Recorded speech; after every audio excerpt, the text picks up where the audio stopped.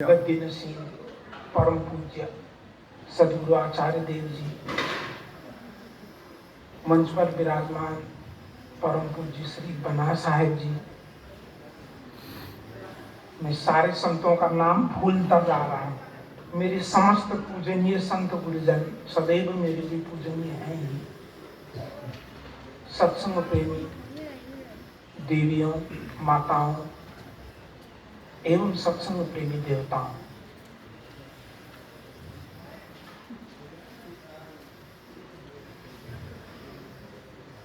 बारह साल के बाद प्रयागराज इलाहाबाद में कुंभ होता है और उसके लिए 12 साल प्रतीक्षा करनी पड़ती है वो महाकुंभ के लिए।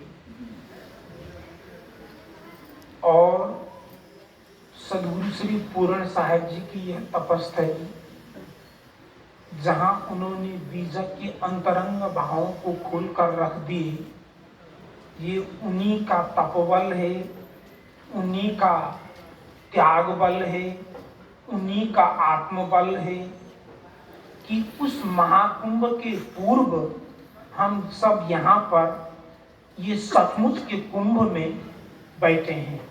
बोलिए सद्गुरुदेव की।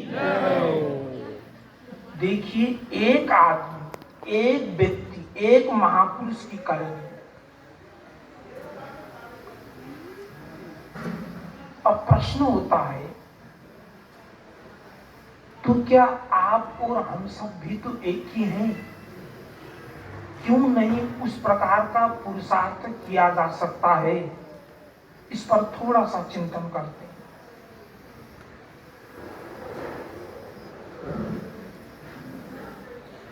हम सब में रुचियां भिन्न हैं।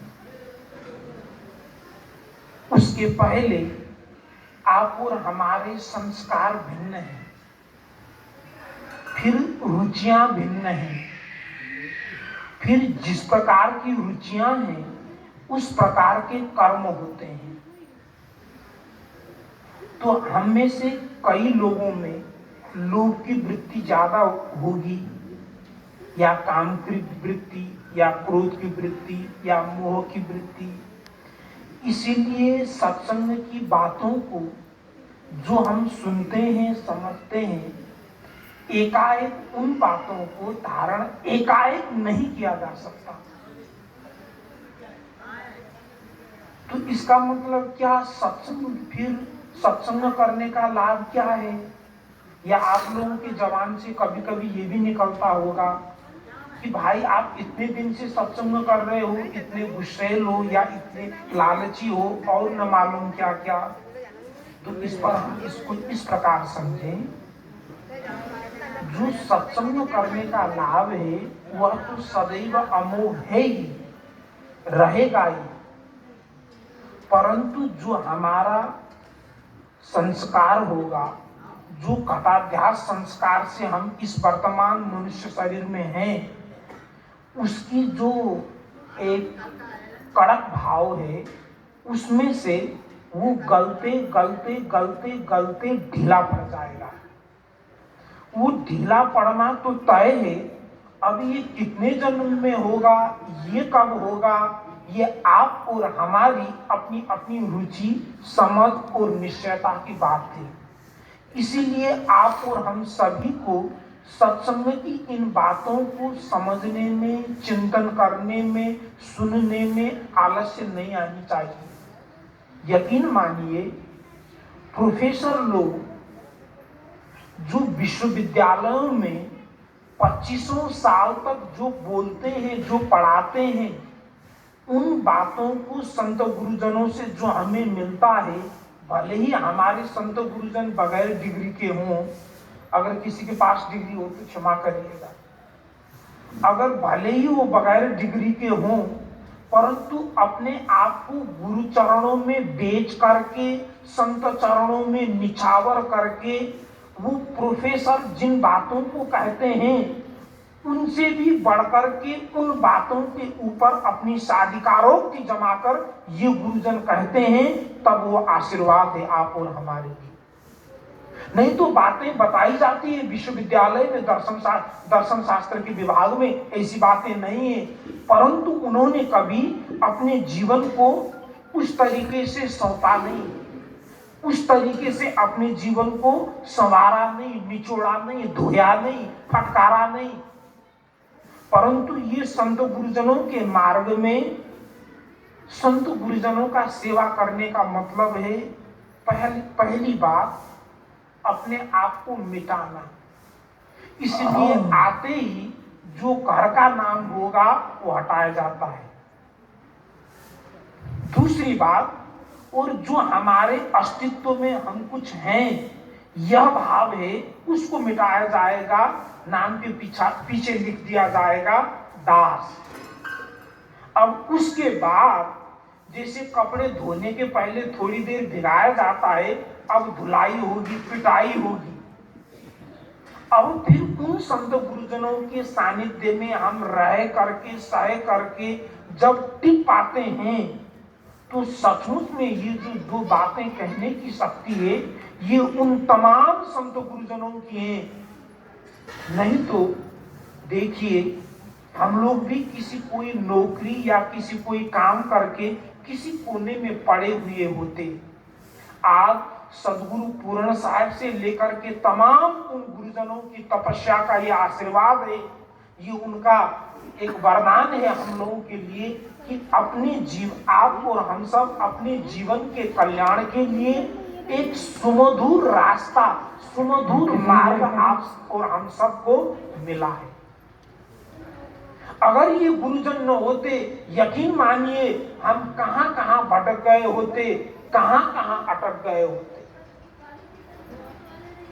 भारत छत्तीसगढ़ से एक भगत काठमांडू गए थे और वहां वर्तमान गुरुपद आसीन सदगुरु श्री तत्पर साहब जी हैं। तो उन्होंने उनकी पूजा करनी चाहिए, तो उन्होंने बड़ी विनम्रता से कहा कि ये पूजा मत करिए, आप अपने लिए, रास्ते के लिए रखिए। तो जो भगत थे वो बोले, वो गजब की बात बोली। वो बोले, गुरुदेव ये मैं जो चढ़ा रहा हूं ये मेरा नहीं है, ये आप जैसे संत गुरुजनों ने हमें जीवन के लिए सतमार्ग की शिक्षा न दिए होते, आज हम धर्म, उपासना और भक्ति के लिए कहां कहां भटकते। ये उन्हीं संत गुरुजनों के आशीर्वाद है कि हम कहीं भटके हुए नहीं हैं, इसीलिए हमारा भटकाव बंद हो, यूं ही भक्ति लगी रहे, ये आप ही की चीज है। ये कहकर उन्होंने समर्पित की। ये होती है श्रद्धा और निष्ठा की बात।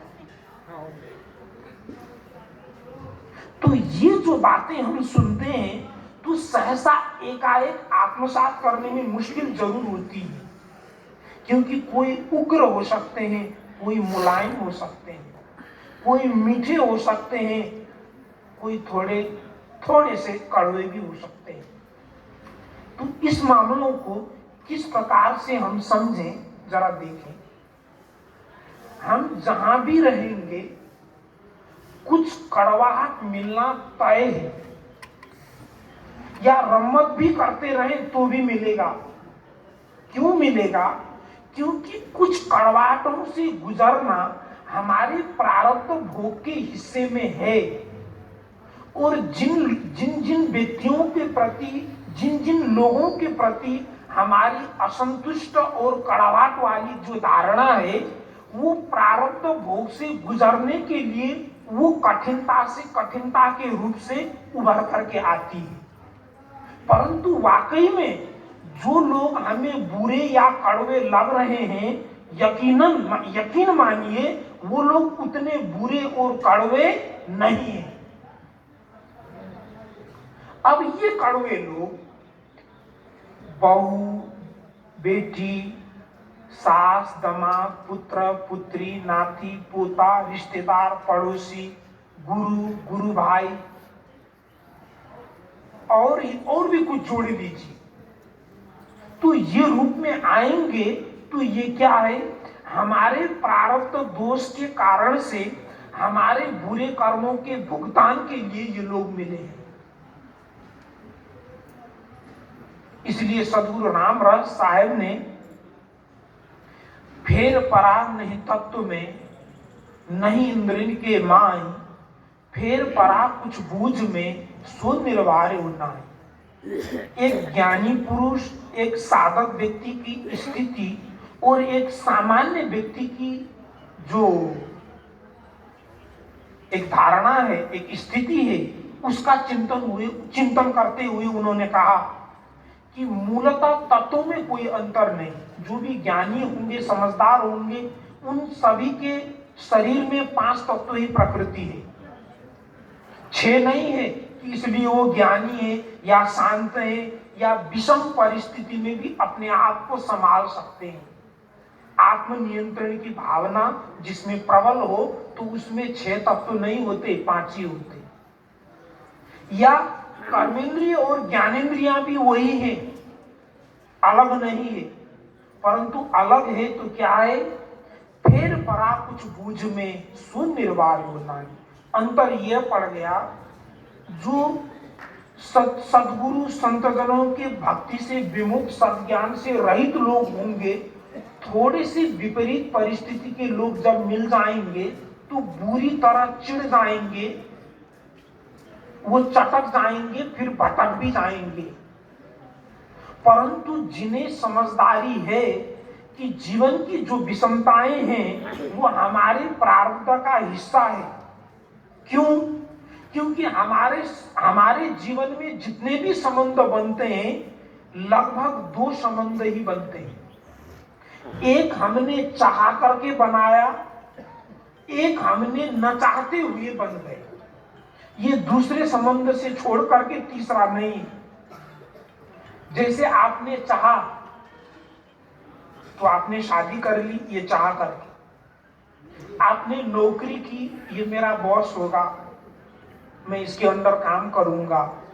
न चाहते हुए आपको भाई मिल गए, बड़े छोटे जो भी हों, ये चाह नहीं, किसी ने प्लान नहीं की। न चाहते हुए आप और हम सबको माता पिता मिल गए, न चाहते हुए पड़ोसी मिल गए। जब ये सब न चाहते हुए इतना हो रहा है, तो जो भी हमारी जीवन की विषमताएं होंगी या विषम परिस्थितियां होंगी, उनको अगर हम गुरु ज्ञान की दृष्टिकोण से समझ पाते हैं, आत्मसात कर पाते हैं, यकीन मानिए गुरुदेव के मार्ग में, उस ज्ञान के मार्ग में हम आगे बढ़ रहे हैं। अगर आगे बढ़ने में हमारी जो समझदारी में जो एक स्पष्टता नहीं है, साफ सुथरी समझ नहीं है, तो यकीन मानिए फिर हमें सत्संगों को और बारीक तरीके से समझने की जरूरत है। क्योंकि श्रुति का कहना है, श्रवण, मनन और निधिध्यासन 3 मार्ग श्रुति ने बताए।